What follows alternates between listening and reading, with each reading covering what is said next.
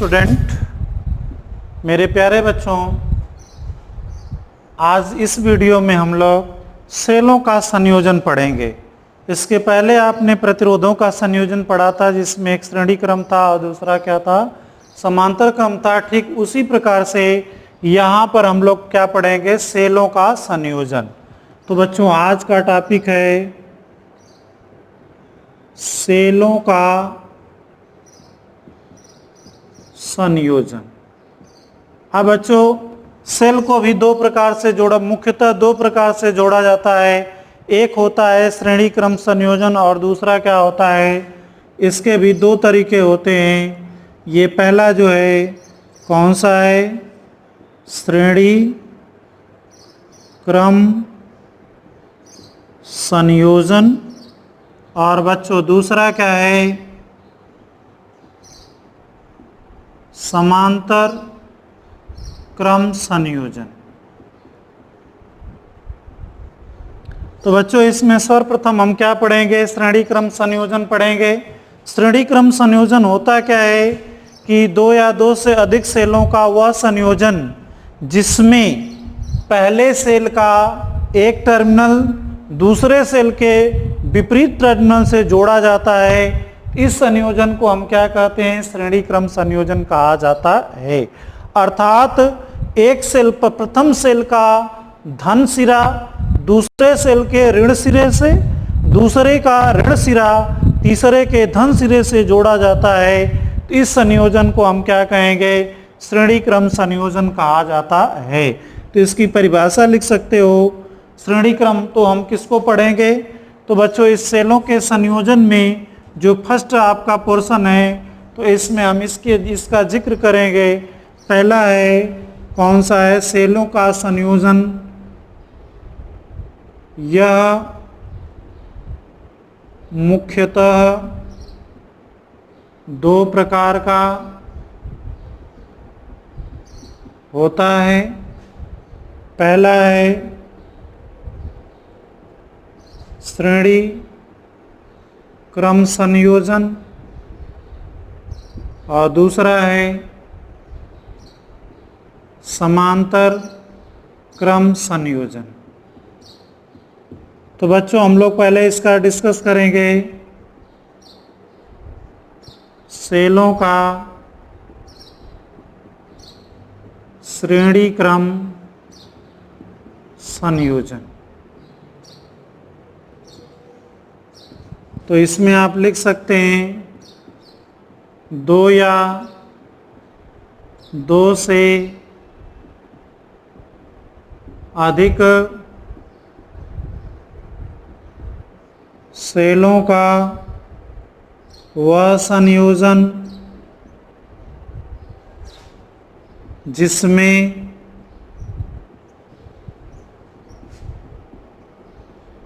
एक सेल का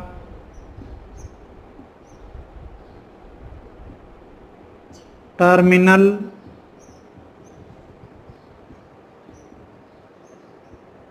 दूसरे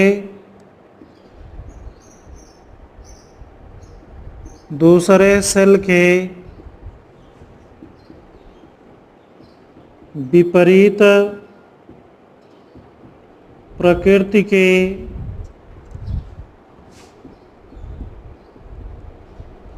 टर्मिनल से संयोजित है, तो इसे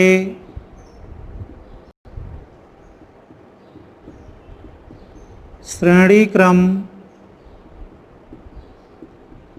संयोजन कहते हैं।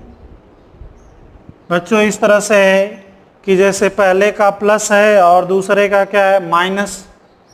दूसरे का पहले का प्लस और दूसरे का माइनस, दूसरे का प्लस तीसरे का माइनस, तीसरे का प्लस चौथे के माइनस। इस प्रकार यदि जुड़ा है तो इसे हम क्या कहेंगे, सेलों का श्रेणी क्रम संयोजन।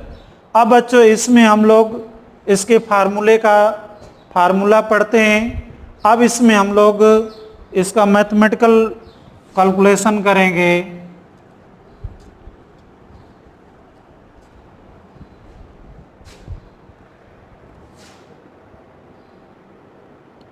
सेलों का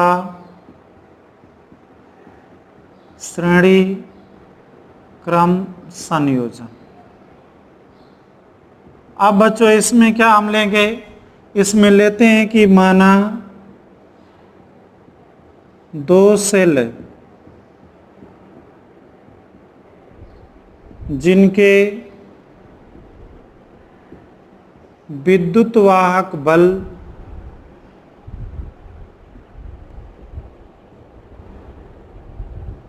क्रमशः E1 व E2 हैं,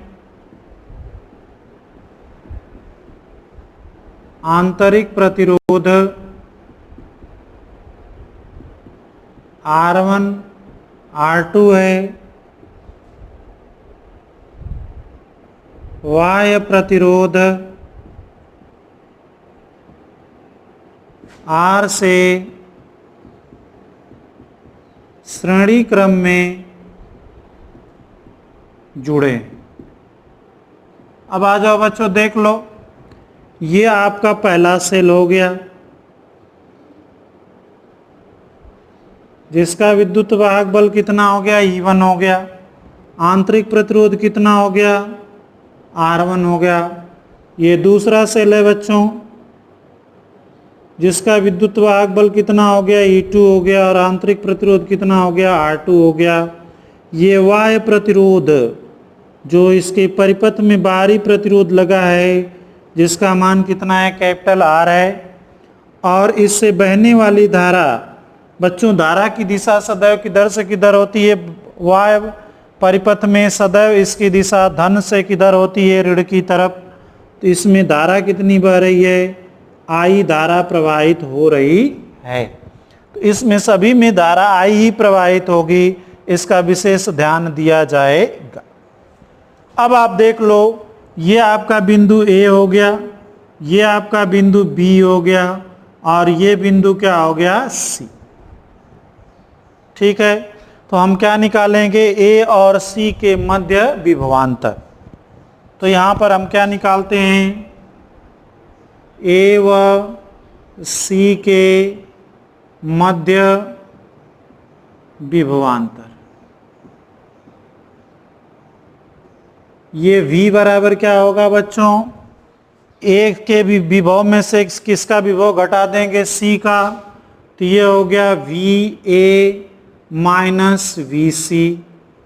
अब यहाँ का विभवांतर कितना, विभव कितना है, A है, यहाँ का विभव VC है, और यहाँ का विभव कितना है, VB है। बच्चों इसमें हम क्या करें, VB को जोड़ दें या घटा दें, दोनों काम कर दें, तो इसके मान में कोई अंतर नहीं होगा। VA माइनस यहाँ VB लिख दिया, प्लस VB माइनस कितना हो गया, VC। अब बच्चों ये VA माइनस VB मतलब हो गया कि ये प्रथम सेल का क्या हो गया, ये टर्मिनल विभवांतर हो गया। ये किसका मान है, प्रथम सेल का टर्मिनल विभवांतर। तो ये प्रथम सेल का टर्मिनल विभवांतर बराबर कितना होगा, विद्युत वाहक बल E1 माइनस कितना होगा, I क्या होगा, R1। ये हो गया, ये समीकरण नंबर 1 हो गया, और ये समीकरण नंबर क्या हो गया, 2। इसी प्रकार से VB माइनस VC ये क्या है, द्वितीय सेल का टर्मिनल विभवांतर।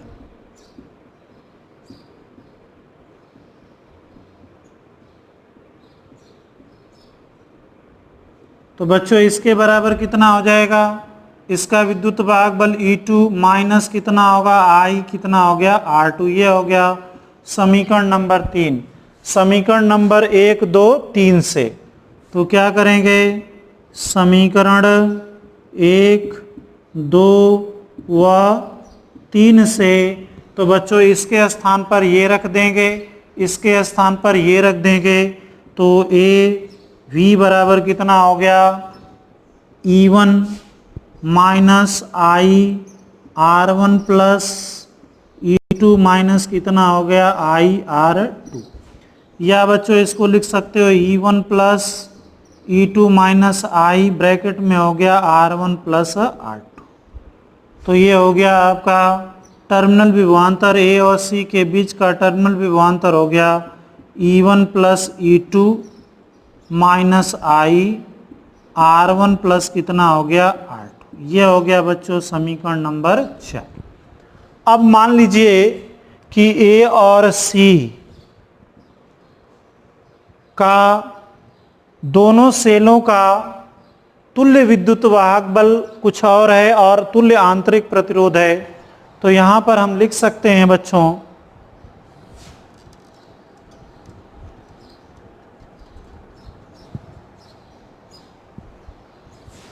यदि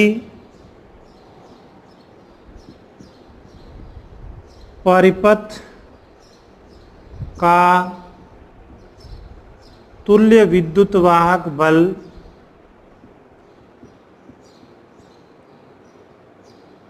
इक्विवेलेंट तथा तुल्य आंतरिक प्रतिरोध R इक्विवेलेंट है, तो AC के मध्य विभवांतर, तो विभवांतर तो बच्चों V ही रहेगा। V बराबर कितना हो गया E इक्विवेलेंट माइनस कितना होगा IR इक्विवेलेंट। ये हो गया समीकरण नंबर 5। समीकरण 4 व समीकरण 4 तथा 5 की तुलना करने पर बच्चों इनकी आपस में तुलना कर दिया। V के स्थान पर क्या है V है, E इक्विवेलेंट के स्थान पर क्या है E1 प्लस E2। तो ये हो गया तुल्य विद्युत वाहक बल E इक्विवेलेंट कितना हो गया E1 प्लस कितना हो गया E2, और तुल्य आंतरिक प्रतिरोध R इक्विवेलेंट बराबर कितना हो गया R1 प्लस R2। तो बच्चों परीक्षा में यही पूछा जाता है, क्वेश्चन आपका होता है कि दो सेल जिनके विद्युत वाहक बल E1 व E2 हैं, आंतरिक प्रतिरोध R1 व R2 है, और इसे श्रेणी क्रम में जोड़ा जाता है, तो तुल्य विद्युत वाहक बल ज्ञात कीजिए, तुल्य आंतरिक प्रतिरोध ज्ञात कीजिए तथा तुल्य परिपथ में बहने वाली धारा ज्ञात कीजिए। अब बच्चों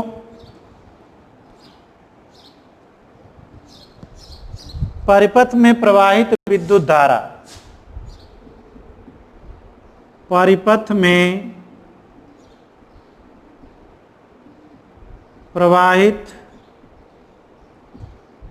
विद्युत धारा I बराबर हो गया तुल्य विद्युत वाहक बल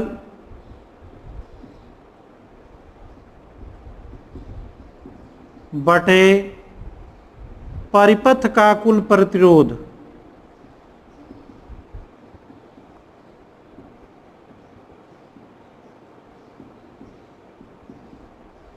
तो बच्चों यहां पर है E1 प्लस E2 परिपथ का कुल विद्युत वाहक बल है, और कुल प्रतिरोध ये आंतरिक प्रतिरोध हो गया, और बाह्य प्रतिरोध कितना हो गया कैपिटल R। तो इस सूत्र के द्वारा आप क्या निकाल सकते हो, परिपथ में प्रवाहित विद्युत धारा ज्ञात की जा सकती है, या इसी को लिख सकते हो E इक्विवेलेंट अपान R इक्विवेलेंट प्लस क्या हो जाएगा R। अब बच्चों इस पर हम निम्नलिखित निष्कर्ष पर पहुंचते हैं। इससे क्या निष्कर्ष निकलता है, इसमें कुछ महत्वपूर्ण बातें होती हैं। इसमें महत्वपूर्ण जो है, पहला महत्वपूर्ण क्या है कि श्रेणी क्रम में जुड़े विभिन्न सेलों के विद्युत वाहक बल का तुल्य विद्युत वाहक बल सभी सेलों के विद्युत वाहक बलों के योग के बराबर होता है और आंतरिक प्रतिरोध भी उनके आंतरिक प्रतिरोध के योग के बराबर होता है। यदि इसमें से बच्चों महत्वपूर्ण बात ये लिख लेते हैं, यदि समान विद्युत वाहक बल के n सेल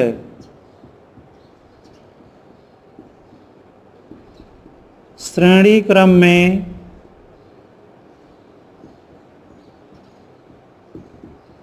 जुड़े हों अर्थात E1 बराबर E2 बराबर E3 बराबर डॉट डॉट En बराबर कितना है E है और R1 बराबर R2 बराबर R3 बराबर डॉट डॉट कितना है Rn है बराबर कितना है R है।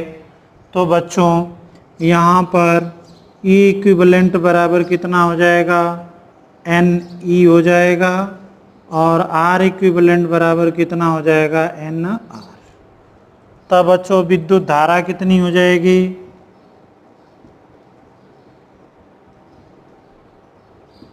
I बराबर हो जाएगा Ne अपान R प्लस Ne, या इसको आप लिख सकते हो E अपान R बटे N प्लस कितना हो जाएगा R। तो ये फाइनली आपका सूत्र होता है। तो बच्चों N सेल अगर आपस में जुड़े हैं सबका इतना है तो इक्विवेलेंट कितना होगा, एक सेल का N गुना हो जाएगा और आंतरिक प्रतिरोध भी क्या हो जाएगा, एक सेल का N गुना हो जाएगा। इस प्रकार आप देखते हैं कि सेलों का श्रेणी क्रम संयोजन में आपका धारा का मान हो गया, ये आपकी धारा इक्विवेलेंट हो गई और उसके विद्युत वाहक बल हो गए। तो बच्चों इसका प्रयोग कब करते हैं, जब आपके नए सेल होते हैं तो उस समय सेलों का आंतरिक प्रतिरोध कम होता है, तो इसलिए नए सेल जब होते हैं तो अक्सर हम उसका किस क्रम में प्रयोग करते हैं, सेलों का श्रेणी क्रम में संयोजन करते हैं। जैसे नए सेल हम टार्च में यूज करते हैं, रेडियो चलाने में यूज करते हैं ताकि उससे विद्युत धारा अधिक से अधिक प्राप्त होती है। बच्चों नेक्स्ट वीडियो में हम लोग क्या पढ़ेंगे, सेलों का समांतर क्रम पढ़ेंगे और उसमें कुछ समस्याएं देखेंगे। आज के लिए बस इतना ही।